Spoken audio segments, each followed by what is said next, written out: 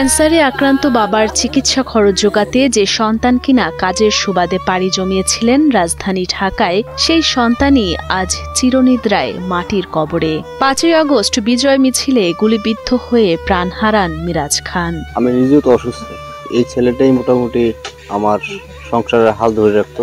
করুণ অবস্থায় দিন যাপন করতেছি। আমরা কিভাবে বাঁচবো, কিভাবে আমরা চলবো, আমরা কিভাবে খাবো, আমরা কিভাবে দুই ছেলের লেখাপড়া করবো, আমার জামারে কিভাবে চিকিৎসা করবো, আমরা কিভাবে বাঁচবো। লালমনিরহাটের আদিতমারী উপজেলার মহিষখোঁচা বহুমুখী উচ্চ বিদ্যালয় থেকে এসএসসিতে উত্তীর্ণ হয়ে কলেজে ভর্তি হন মিরাজ। তবে অভাব অনটনের সংসারে খরচ জোগাতে ও বাবার উন্নত চিকিৎসা করাতে কর্মচারী হিসেবে যোগ দেন ঢাকার একটি দোকানে। ভাগ্যের নির্মম পরিহাসে 5ই আগস্ট বিজয় মিছিলে গুলির আঘাতে জীবন দিতে হলো পরিবারের একমাত্র উপার্জনক্ষম ব্যক্তি মিরাজ খানকে। সে গুলিবিদ্ধ হয়েছে, আমাকে যখন ফোন দিচ্ছে যে আমি গুলি লাগছে বাবা, আমার কাছে কোনো টাকা ছিল না।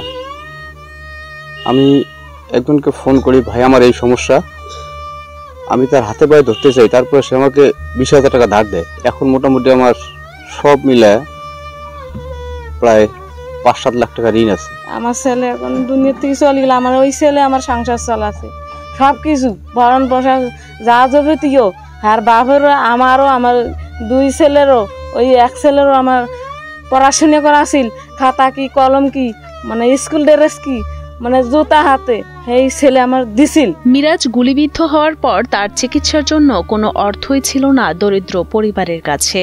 সে সময় আত্মীয় স্বজন ও স্থানীয়দের কাছ থেকে ধার দেনা করে অস্ত্রোপচার করানো হলেও প্রাণে বাঁচতে পারেননি মিরাজ। তো ভাইয়ের পেছনে ওদিকে খরচা গেছে প্রচুর, যার কাছে যেমনি পারছি অমনি হালত বলাত নিয়ে কোন রকম ভাই যান বাজানো যা করার লাগে, যত টাকা লাগে এদিক ওদিক সেদিক নিয়ে টিয়া পরে ভাই চিকিৎসা করাইছিলাম, কিন্তু ভাইকে তো বললাম না বাঁচাইতে। 2 লাখ টাকা আমরা সবাই মিলে ম্যানেজ করে দিছি। বাচ্চারা তো বাঁচার জন্যই দিয়েছিলাম, সে বাচ্চারা তো বাঁচলো না।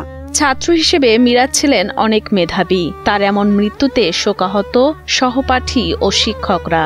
অসহায় পরিবারটির জন্য সরকার ও বিত্তবানদের কাছে সাহায্যের অনুরোধ জানান স্বজন ও এলাকাবাসী। মিরাজ আমাদেরকে শিক্ষা দিয়েছে, আমি শিক্ষক হিসেবে আমি কিন্তু জাতিকে বেশি শিক্ষা দিতে পারি নাই।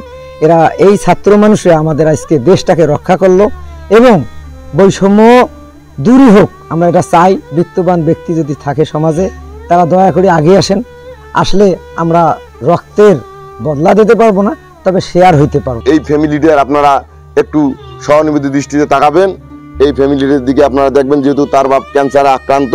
আমরা সবার সাধ্যমতো যতটুকু আমরা এই ফ্যামিলির পাশে থাকবো। মিরাজের পারিবারিক অবস্থা বর্তমান খুব অবস্থা খারাপ। এলাকাবাসী হিসেবে আমার একটা আকুল, সবাই একটু সহযোগিতার হাত বাড়িয়ে দেবে যাতে পরিবারটা সুস্থ চলে।